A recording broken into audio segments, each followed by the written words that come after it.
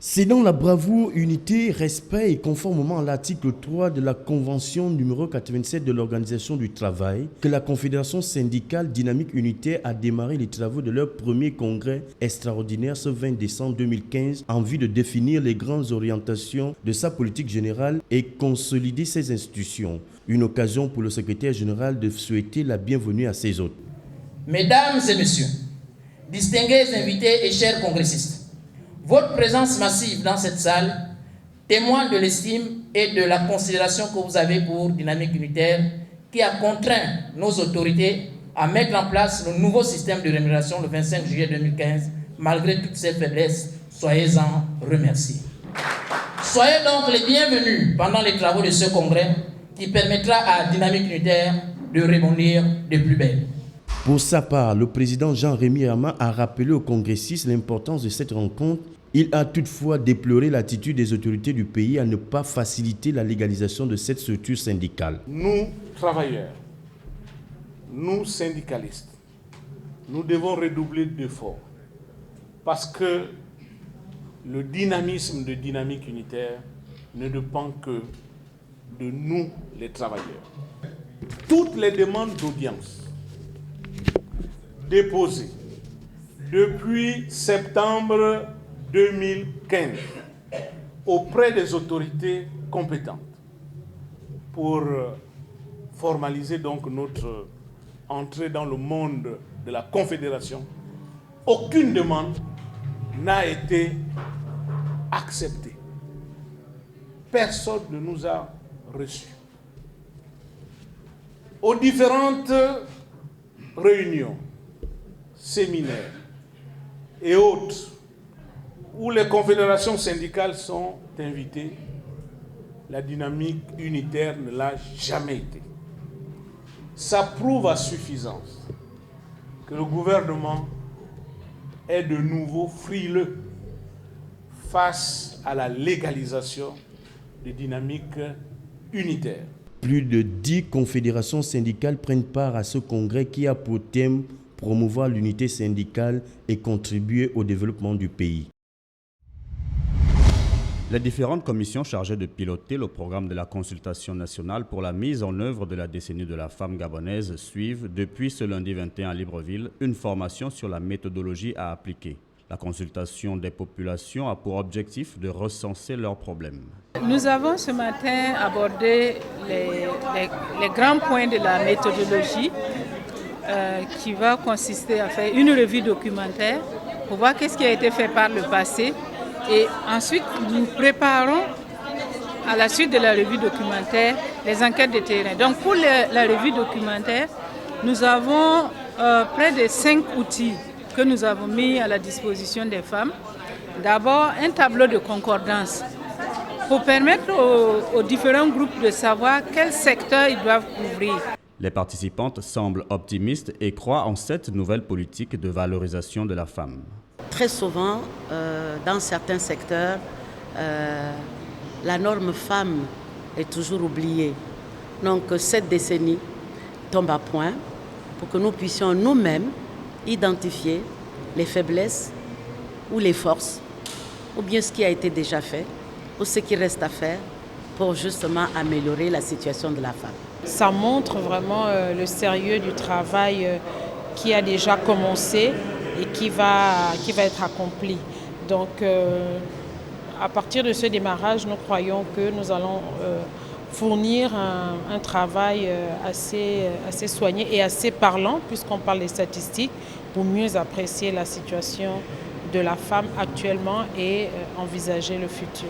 C'est le 17 avril dernier que le président de la République a proclamé la période 2015-2025, décennie de la femme gabonaise. Partis de Libreville le 22 août dernier en Malaisie pour suivre une formation en technique de gestion agricole, les 54 coopérateurs gabonais sont rentrés au pays ce samedi 19 décembre 2015. Ils ont été accueillis à l'aéroport Léomba par le ministre de l'Agriculture et de l'Entrepreneuriat agricole, chargé de la mise en œuvre du projet Graines, Mathieu Mbumbanziengi, qui était accompagné de l'équipe d'encadrement de la Sotrader. Après 4 mois d'enseignement technique et pratique, les stagiaires ont reçu le 15 décembre en Malaisie le certificat de leurs compétences en gestion de plantation. Pour Mathieu Mbumbanziengi, ses compatriotes sont désormais une valeur ajoutée pour le programme Graines. Nous sommes heureux de venir accueillir nos compatriotes que nous avons envoyés grâce à la ferme volonté du président de la République de l'État en Malaisie pour une formation en technique de gestion agricole. Maintenant qu'ils sont de retour, donc d'un certificat qu'ils ont eu au terme des études, qui va faire d'eux des superviseurs, parce que je disais qu'ils ont fait des études de technique de gestion agricole. Ces 54 compatriotes issus de la première promotion des coopérateurs deviennent ainsi les premiers mentors de cette génération d'entrepreneurs agro-industriels que le programme Graines entend mettre sur pied.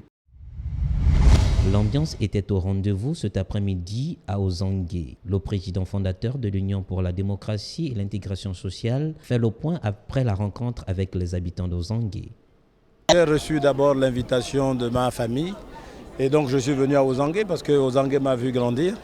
J'ai retrouvé beaucoup de mes anciens compagnons d'école et autres et de vie. Donc c'était quelque chose une rencontre particulière pleine d'émotions et de joie. Alors le message, il est le suivant, c'est le message que je ne cesse de véhiculer partout où je passe, en disant que nous sommes peut-être dans un contexte particulier à venir. Les présidentielles 2016, tout le monde s'excite ici et là.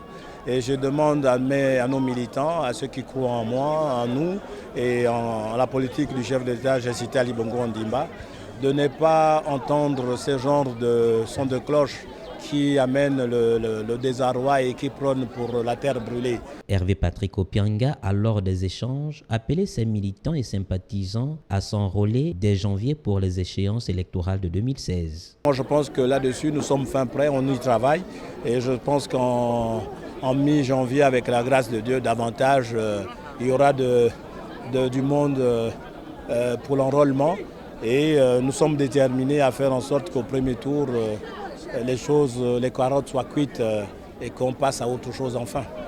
Avec la victoire bien entendu de notre poulain et candidat, notre champion Ali Bongo Ondimba.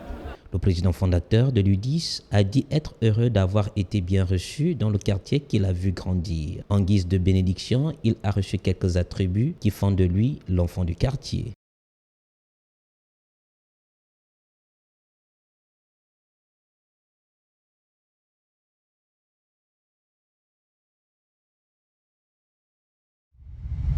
Ils ont répondu présent pour accueillir Hervé Patrick Opianga ce dimanche après-midi. Les militants et sympathisants de l'Union pour la démocratie et l'intégration sociale, UDIS, du quartier Ozangue, situé dans le 5e arrondissement, ont non seulement souhaité la bienvenue à celui qu'ils appellent affectueusement HPO, mais ont aussi soumis leurs doléances. Cet après-midi, ici à Ozangue, vous aviez répondu favorablement à la lettre d'invitation faite par les populations et militants de notre cellule, en passant par ce bureau qui avait été installé officiellement par le secrétaire permanent principal, en présence aussi de vos conseillers, de l'UDIS le samedi 31 12e mois 2015. Ici au 5e arrondissement, nous avions eu la grâce et la chance d'avoir deux anciens premiers ministres qui ont certes travaillé, mais regardez la désolation et l'héritage qu'ils nous laissent avec un petit état de la route qui ressemble à un bourbier irakien.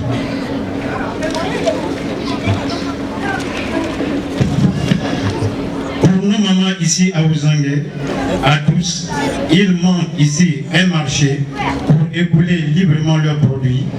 La santé et la maladie n'ont pas de temps. Il manque un dispensaire ici. Il manque aussi des fontaines publiques et une heure de jeu pour tous ces jeunes d'Ozangue. Cette rencontre entre Hervé Patrick Opianga et ses sympathisants a permis à Pacom Nzengue de présenter le nouveau bureau de la cellule du Sans-Quartier. L'agréable était aussi au rendez-vous. Meg.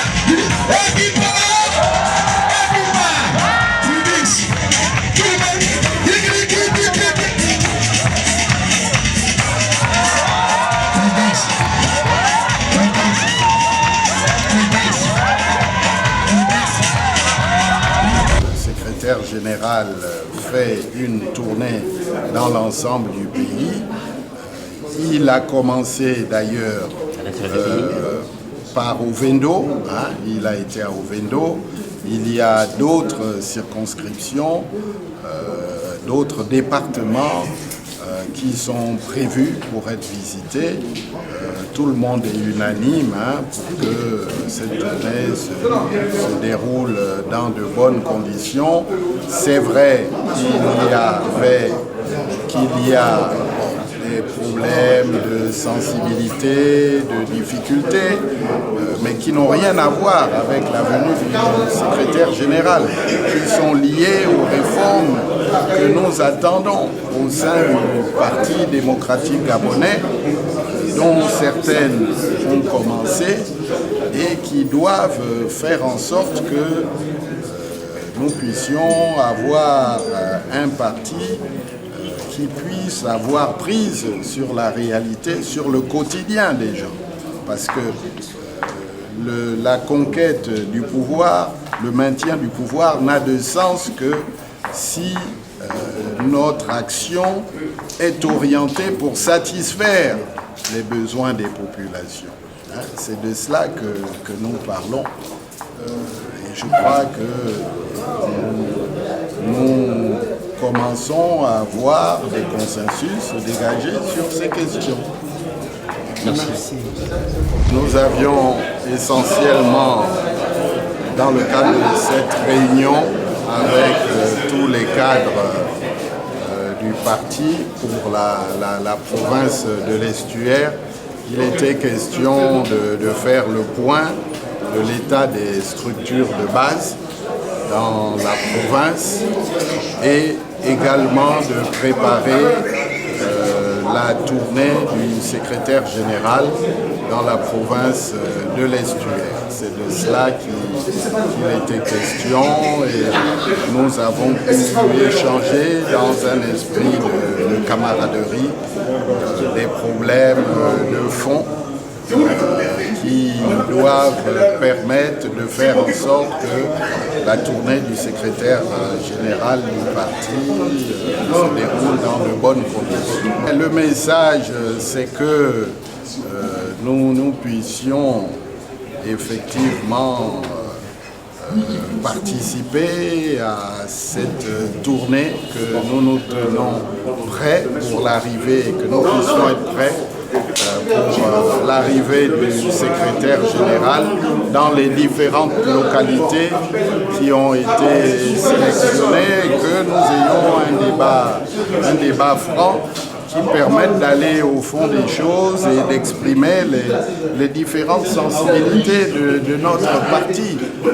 Parce qu'il faut bien comprendre qu'un parti comme le nôtre doit pouvoir développer en son sein le débat démocratique et tenir compte des avis des uns et des autres.